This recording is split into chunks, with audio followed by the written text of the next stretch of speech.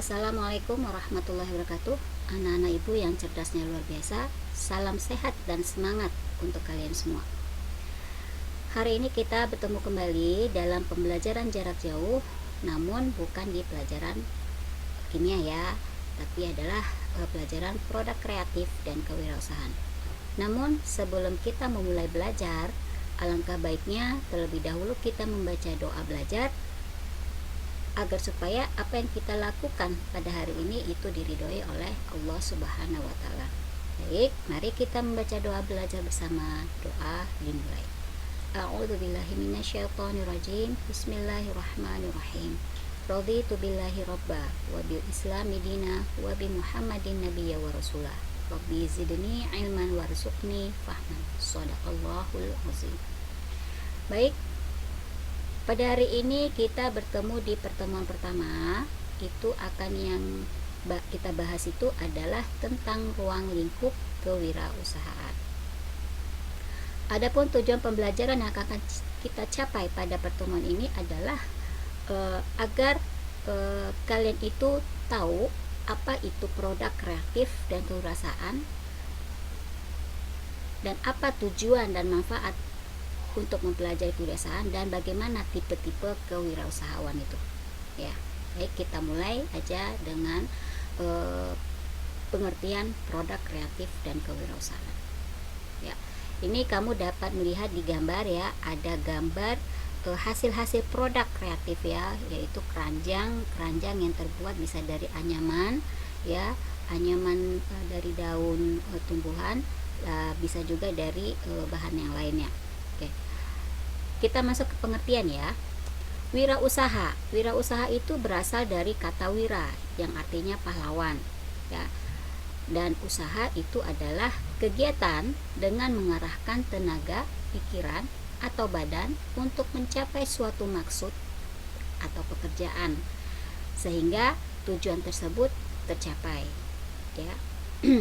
Nah, kalau untuk produk itu adalah bahan khas, barang yang dihasilkan ya. Produk kreatif itu adalah sesuatu barang yang dihasilkan atau yang diciptakan dari ide kreatif ya, itu dia ya. Jadi produk kreatif dan kewirausahaan itu merupakan kemampuan dalam mengeluarkan gagasan atau ide untuk menciptakan hasil yang inovatif, di mana gagasan yang inovatif tersebut akan memberikan peluang bisnis ya, akan memberikan peluang bisnis untuk perkembangan ekonomi dan industri. Nah, kewirausahaan itu secara global artinya adalah sebuah proses di mana orang-orang akan berpikir untuk mengejar berbagai peluang dalam memenuhi kebutuhan dan keinginannya dengan berdasarkan pada sumber daya yang dimiliki saat ini. Nah, orang-orang yang melakukan wirausaha itu disebut dengan wirausahawan ya. Nah, dapat kamu lihat di modul ini ya, di dalam materi ini tentang pengertian wirausahaan itu apa ya. Adapun tujuan dan manfaat kita belajar kewirausahaan itu adalah pertama, untuk meningkatkan jumlah wirausahawan yang berkualitas. Tujuan yang kedua itu adalah dapat mewujudkan kemampuan dan kemantapan para wirausahawan untuk menghasilkan kemajuan dan kesejahteraan masyarakat.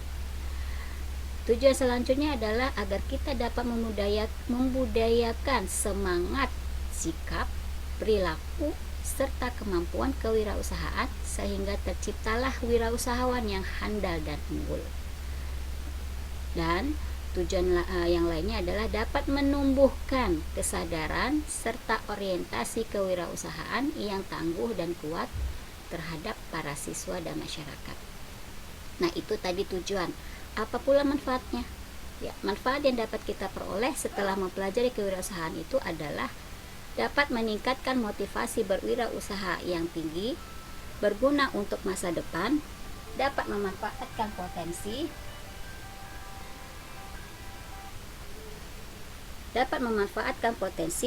dan melakukan perubahan, membudayakan semangat sikap, perilaku, dan kemampuan kewirausahaan di kalangan masyarakat, dan sebagai informasi untuk membuat usaha.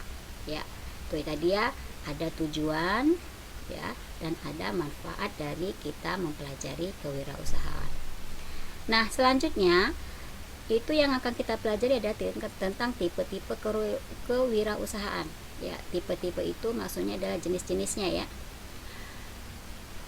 Nah, tidak semua kewirausahaan itu dapat berjalan dalam satu lingkup yang sama.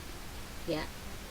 Nah, menurut Steve Blank, itu seorang pengusaha Amerika, dia dapat menggolongkan beberapa tipe kewirausahaan, yaitu pertama, kewirausahaan itu dapat berbentuk usaha kecil, ya.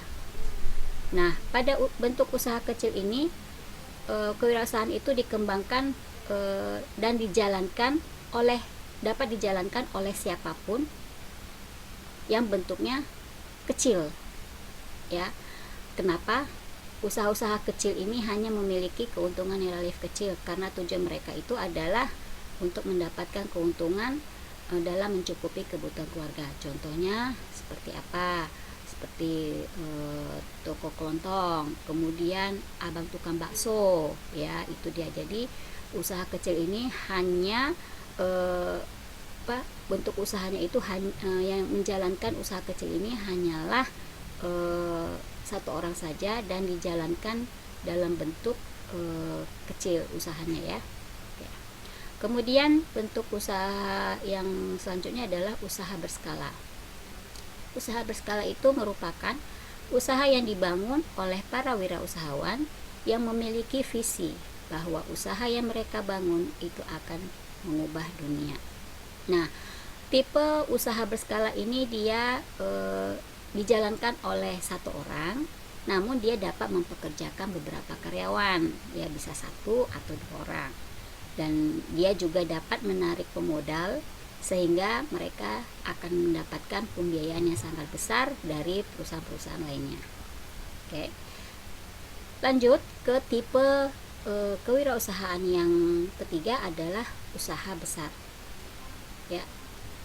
Nah, tipe usaha ini dia memiliki siklus hidup yang terbatas karena mereka akan berkembang jika mereka menciptakan inovasi baru, ya. Jika mereka menciptakan inovasi baru. Dan pada usaha tipe ini, perubahan selera konsumen dan berkembangnya teknologi baru serta kompetitor dapat itu merupakan tekanan yang luar biasa, ya. Nah, jadi kalau perusahaan besar itu kalau tidak ada inovasi baru, dia akan berhenti ya. Paling enggak dia stuck di situ, ya. Itu dia. Kalau dia tidak bisa berusaha untuk meningkatkan inovasi sesuai dengan selera konsumen, ya. Itu dia. Kemudian tipe kewirausahaan yang selanjutnya itu adalah usaha sosial. Nah, tipe usaha sosial ini dia bergerak pada pencipta produk dan jasa yang dapat mengatasi masalah sosial, di mana tujuan utamanya itu adalah agar dapat membuat dunia menjadi lebih baik. Contohnya, mungkin kamu pernah melihat ya di lingkungan kamu sendiri itu ada suatu kelompok yang membuat usaha bersama, ya, bank sampah namanya, ya, pasti ada. Nah, kemudian kita lanjut ke beberapa elemen yang terdapat di dalam kewirausahaan, ya. Apa aja itu elemen yang terdapat dalam kewirausahaan? Ya, di antaranya itu adalah mengembangkan rencana usaha, ya. Jadi yang menciptakan usaha itu dia dapat mengembangkan usahanya, ya, sesuai dengan inovasi dan kreatif si pengusahanya langsung, ya. Kemudian elemen selanjutnya itu adalah dia dapat membentuk bagian sumber daya manusia. Nah, maksudnya ini apa? Dia dapat dengan adanya inovasi dan kreativitasnya sendiri, dia dapat mengembangkan usahanya sehingga dia dapat mengambil sumber daya manusia yang lain, ya. Dia dapat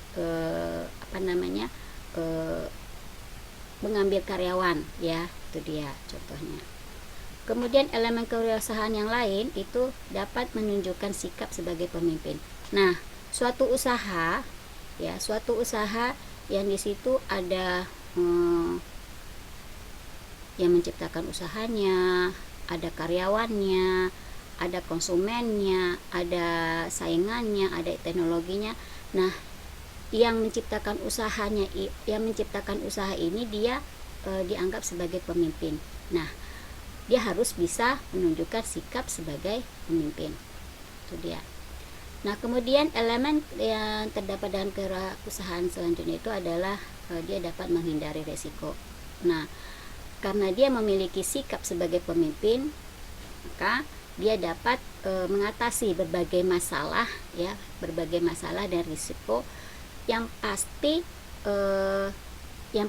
itu akan terjadi, ya, pada usaha yang udah nggak kecil lagi, pada tipe usaha yang nggak kecil lagi, ya, yang seperti Ibu bilang tadi, dia karena sudah mempunyai karyawan, dia mempunyai teknologi, dia mempunyai konsumen, dia mempunyai pesaing, ya. Nah, dia harus mampu menghindari itu dan mengatasi masalahnya, ya. Nah, kemudian elemen selanjutnya itu adalah dia dapat bertanggung jawab atas perkembangan atau kegagalan usahanya, ya. Dia bertanggung jawab. Jadi seorang wirausahawan itu nggak boleh putus asa jika usahanya itu ingin maju. Kemudian elemen kewirausahaan yang terakhir itu adalah dia akan berupaya untuk mendapatkan sumber daya yang lain, ya, baik itu dalam bentuk finansial maupun materi, ya. Nah, itulah beberapa pembahasan yang kita bahas di pertemuan ini, ya. Semoga kalian dapat memahami, ya. Dan jika ada yang ingin Anda tanyakan, silahkan nanti tanyakan melalui WA Japri ke Ibu, oke? Nah, dan di sini dalam modul sudah ada beberapa tugas yang harus kalian kerjakan, tapi ini tugas dikerjakan di dalam learning langsung, ya. Nanti kamu isi, kamu catat, kamu jawab di dalam buku tulis, kemudian tugas itu kamu foto dan kamu kirimkan ke learning, ya. Ini, oke. Selamat mengerjakan, tetap semangat, ya. Karena kamu pasti bisa, ya. Akhirul kalam, sampai ketemu pada pertemuan selanjutnya. Assalamualaikum warahmatullahi wabarakatuh.